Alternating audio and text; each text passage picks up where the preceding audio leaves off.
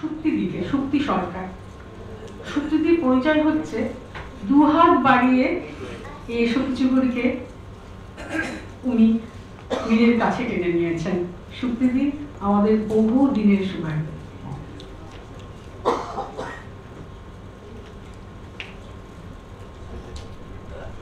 সকলকে নমস্কার এবং শুভেচ্ছা।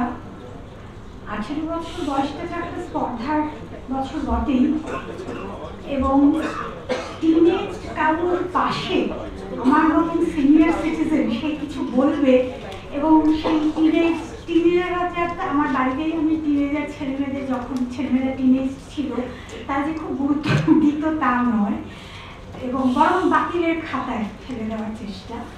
কিন্তু সেখানে এসব কিছু করির সাথে আমার যোগাযোগ 2007 সাল থেকে।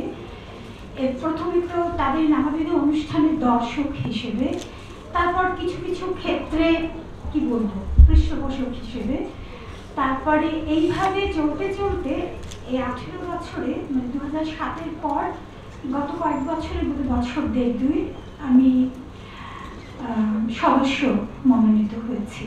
আমার কাছে এসো কিছু করি এই ফ্রেজটা একটা আমব্রেলা টার্ম, এবং এর মধ্যে যেগুলো আমি অনুভব করেছি ব্যক্তিগতভাবে, এসো কিছু দেখি, এসো কিছু শিখি, এই শেষটা ফ্রেজটা আমার কাছে সব থেকে বড়। কার্যত আমি কলকাতা শহরে জন্মেছি, বড় হয়েছি, চূড়ান্ত রকমের আরবান প্রিভিলেজ এলিট, এটাই আমার সামাজিক পরিচয়, সেটা তো অস্বীকার করার কোনো জায়গা নেই, তার জন্য আমি লজ্জিত নই। কিন্তু আমি মাসখানেক আগে এসে কিছু করে সদস্যদের সাথে স্টাডি ট্যুরে গেছিলাম হিঙ্গলগঞ্জ এলাকায়। কলকাতা থেকে মাত্র 100 কিলোমিটার বা তার হয়তো সামান্য কমও হতে পারে দূরত্বে আমারই দেশ, সেই দেশেও সকলেরই ভোটাধিকার আছে, কিন্তু না আছে তাদের জন্য প্রকৃতভাবে শিক্ষার আয়োজন, থাকার জায়গারও সমস্যা, এবং প্রতি বছর সেখানে রায়মঙ্গল নদী থেকে জল ঢুকে যায় বাড়িতে, সে একটা অদ্ভুত। কিন্তু সেখান থেকে কি ধরনের মনোবল নিয়ে উচ্চ মাধ্যমিক পরীক্ষা দেবে বলে একটি ছাত্র তৈরি হচ্ছে, তার মা কি গভীর প্রত্যয়ের সাথে বলছেন যে না, ওর লেখাপড়াটাই আমাদের বাড়িতে আসল।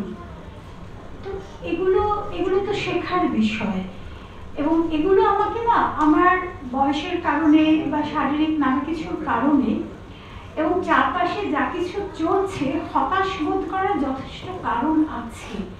কিন্তু এই এসব কিছু করার জন্যই ওই সমস্ত হতাশা আমি ধীরে ধীরে অতিক্রম করতে পারছি। কতটা কি করতে পারছি সেটা পরের কথা। আর এই যে যারা ভলান্টিয়ার্স রয়েছেন বিভিন্ন বয়সের, বিভিন্ন পেশার বাইরে, পেশাতে থেকে তারা কতটা পরিশ্রম, সময়, নিষ্ঠা দিয়ে 18 বছর ধরে এই সংস্থাকে প্রতিপালন করছেন, এটা দেখেও শিখবো না? এটা আমার কাছে একটা বিরাট মোটিভেশনের জায়গা।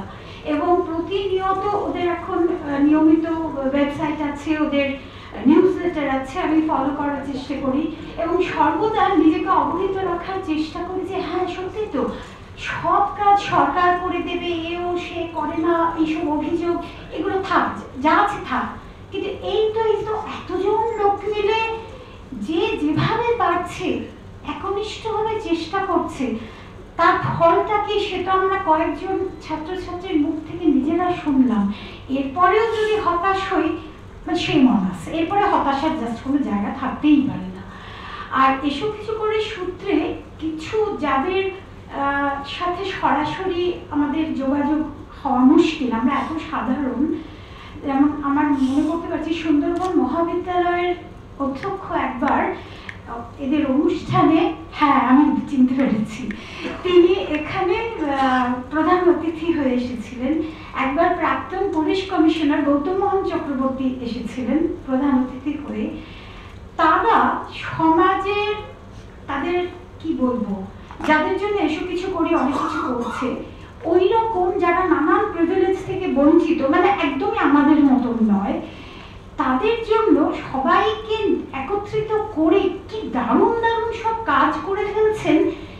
কোনো মেইন স্ট্রিম মিডিয়া থেকে না, আমি সমাজ মাধ্যম থেকেও এইসব কথা আমি অন্তত জানতে পারিনি। তো এসব কিছুর করির সাথে কোনোভাবে যুক্ত হয়ে আমি যে এইসব মানুষদের প্রত্যক্ষভাবে তাদের কাছ থেকে জানতে পেরেছি যে এরকমও হয়, সেটা যে আমাকে কি ভীষণভাবে জেগে থাকতে উদ্বুদ্ধ করে, সেটা আমি সেই জন্য এসব কিছু করির কাছে ভীষণভাবে আন্তরিকভাবে কৃতজ্ঞ। এইটুকুই বলার ছিল, আপনাদের সাথে শেয়ার করার ছিল। ধন্যবাদ। এসব কিছু করে আরো অনেক অনেক 18 বছর অতিক্রম করুক, এবং আমি জানি তারা সাবালক হবে কিন্তু কখনো বৃদ্ধ হবে না, এটা আমি জানি যতই বয়স।